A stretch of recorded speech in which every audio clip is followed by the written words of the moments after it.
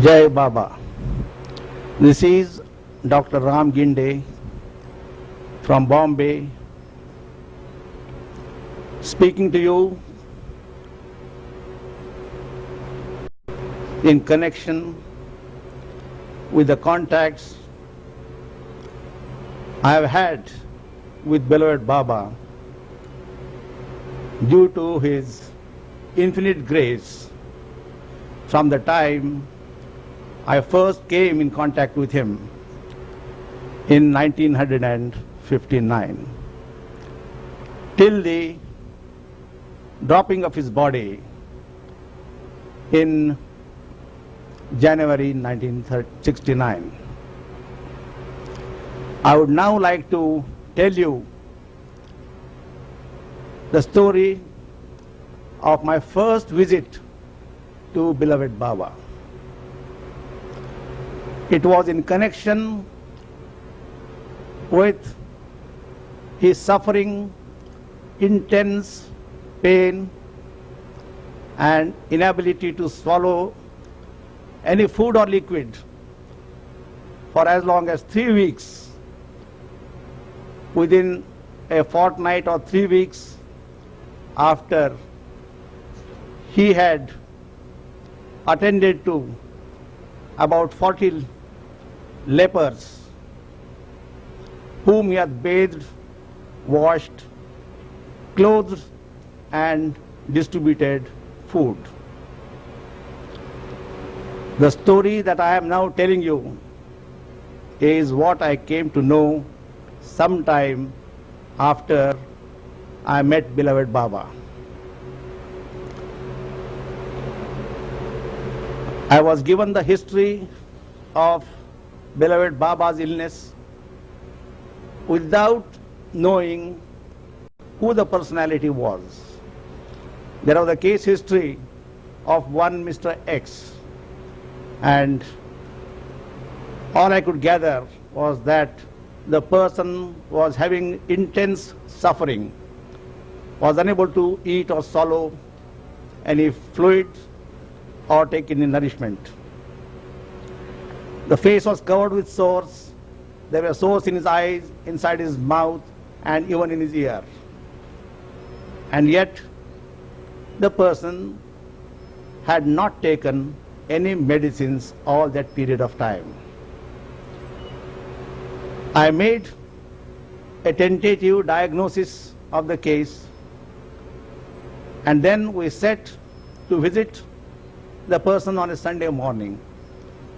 And by noon, we came face to face with the person whom you all know now is none other than Avatar Meher Baba. But I did not know that fact even when I had returned home after being with him, after treating him for his ailment. When I came face to face with him, there was a peculiar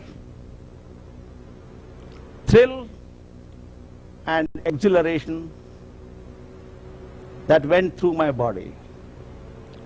At the same time, I was immensely touched by the amount of suffering that he was undergoing.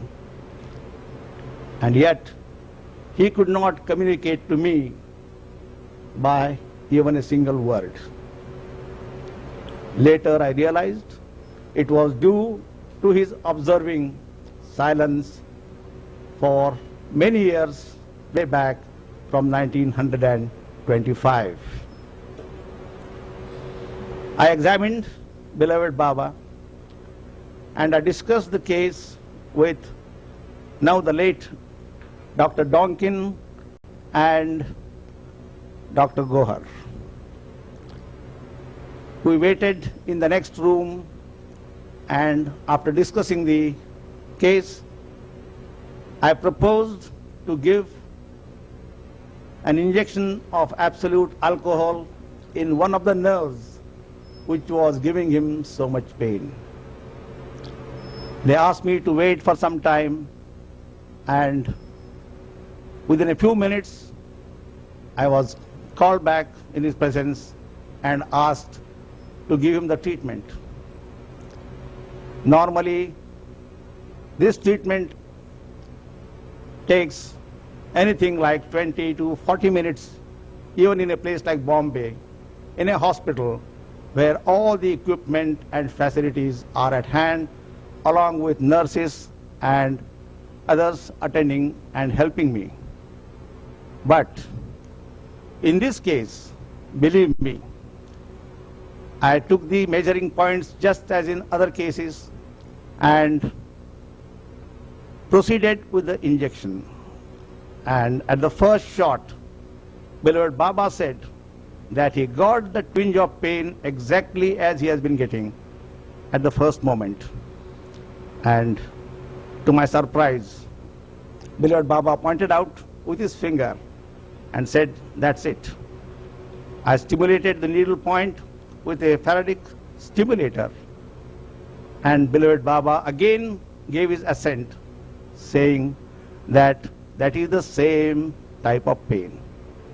Thereafter, I slowly injected drop by drop a half a cc of absolute alcohol, taking a few minutes. And soon Baba was all smiles. He had completely forgotten the pain. And he pointed to his finger and asked the people around him, the Mandali, that he was very hungry, had not eaten food for nearly 3 weeks. And how is it that they don't seem to bother about his food? He wanted to eat something. He asked for food, and immediately a full plate of pilau was brought before him. And beloved Baba gobbled the whole thing within a few minutes, as if he had not seen any food in his life for quite some time. At the end, he again gave a benevolent smile, looked at me, and asked me to open my mouth. When I did, he put the last morsel in my mouth, which I swallowed with gratitude and to my great delight. Well, there was the pain had gone completely, and off we were taken away from his presence. I had just time to go to Adi's place to have lunch and return to Bombay. Now, there is one aspect in this whole episode which is very important according to me. That is, I had not known who beloved Baba was in spite of attending on him and being in his presence for nearly 1 hour. And even after returning, it did not strike me to inquire or to question who the person was.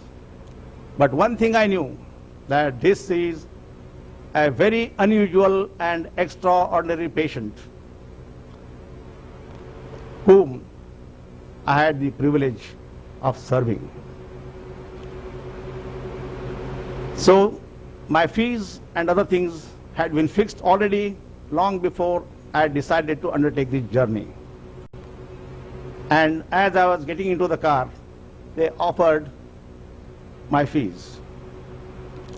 But somehow, due to his own blessings, I should say, I declined to accept anything. I am stating this not to show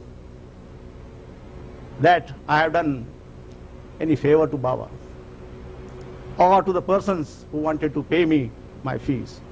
But I thought, here is a person who has been suffering intense pain, who has been living on conditions of extreme austerity, and in spite of having had so much pain, radiated so much of joy, peace, and happiness around him, that I was the one who was fortunate really in being called to serve him in his intense physical suffering. And to crown that, if I had accepted that, that would have been the greatest act of ingratitude that I would have shown to him and to the Mandali. And later I learnt that this should be the experience of every one of us in our daily lives.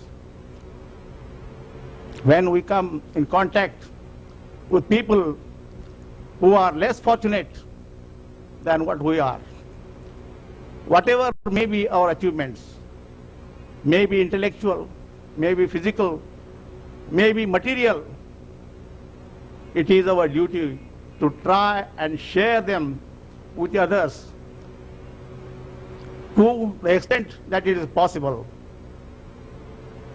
In whatever capacity, we can do those things for them.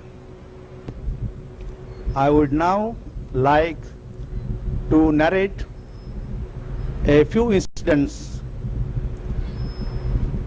to show how beloved Baba worked on different planes at different times, both to show his divinity as well as his being an ordinary man like any one of us. It was nearly 2 years after my first visit before I was with beloved Baba. And I was just called to see him, to treat him for the intense pain in his neck that he was having because of the effects of the automobile accidents that he had had, once in the United States and the second time near Satara in India. I went there, examined him and proposed certain treatment, to which, like an extremely good patient, he immediately agreed. And soon thereafter, he allowed the time to hang on and suddenly asked me, Ram, why don't you stay here? And there it was. I immediately said, yes, certainly, Baba. If you want me to stay, I will stay with you. And I stayed there for 2 days. And during those 2 days, beloved Baba treated me as he would treat any guest in his house. He looked after me, gave instructions about my food, about tea, milk, and all the minute details, inquiring whatever I needed should be given to me. Even hot water for my bath, so that no minute detail was left unattended to. As you know, when I went to bed at night, he even came into the room, sat there with me for some time, and asked me, now please don't worry and go to bed. But when I woke up next morning, he asked me how I slept. And when I told him, Baba, I didn't have a wink of sleep, he just laughed. I told you to sleep and I don't know why you have not slept. I told him, Baba, I was seeing you the whole night continuously and I couldn't get a wink of sleep. Now I will turn to another incident, and that is when I got my first attack of coronary thrombosis in 1963. I was laid down in bed by my doctor as I was feeling extremely tired and out of breath after taking the cardiogram. And that was a Saturday night. And nobody in Bombay except my brother and my wife that night came to know about it. But believe me, by noon the next day, there was a telegram from Ahmednagar who stated,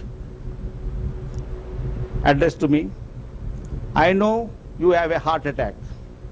Don't worry, my nazar is on you, Meher Baba.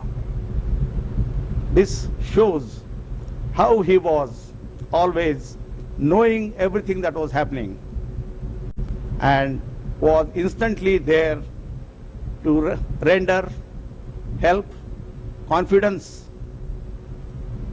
and to give assurance that I should not worry anymore.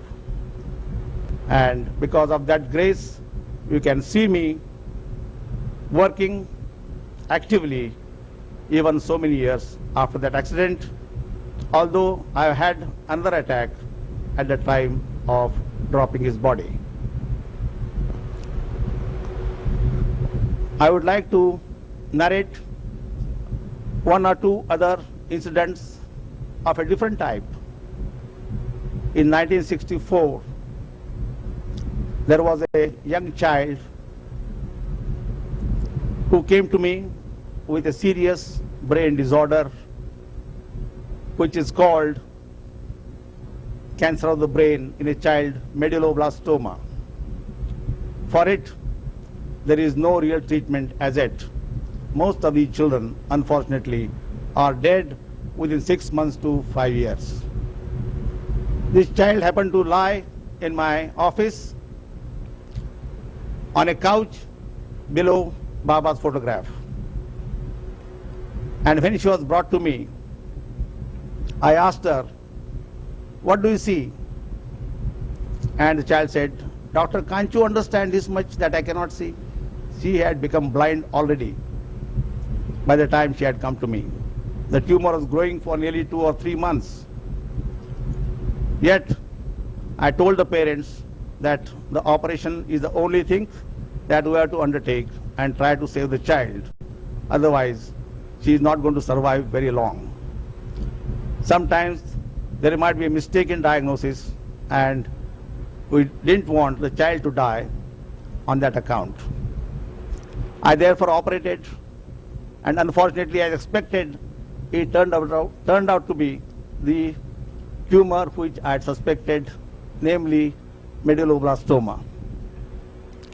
I treated the child. The child was improving for a time, and I was getting very worried as ultimately she succumbed. That was the one occasion when I had written to beloved Baba on my own, although his instructions were that I should never communicate with him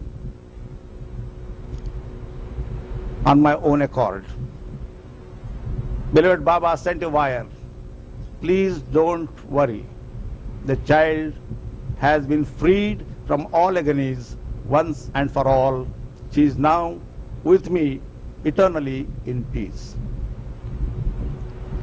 In another instance, after some months, another boy of the same age met with a head injury, fell down from the first floor of a building, became unconscious, cracked his skull, and was gasping.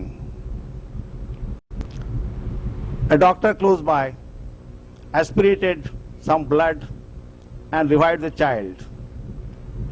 The child was brought to me in the hospital, and by the time I examined, the child had again started gasping. The child was rushed to the operation theatre immediately, and I literally operated on a practically dead child.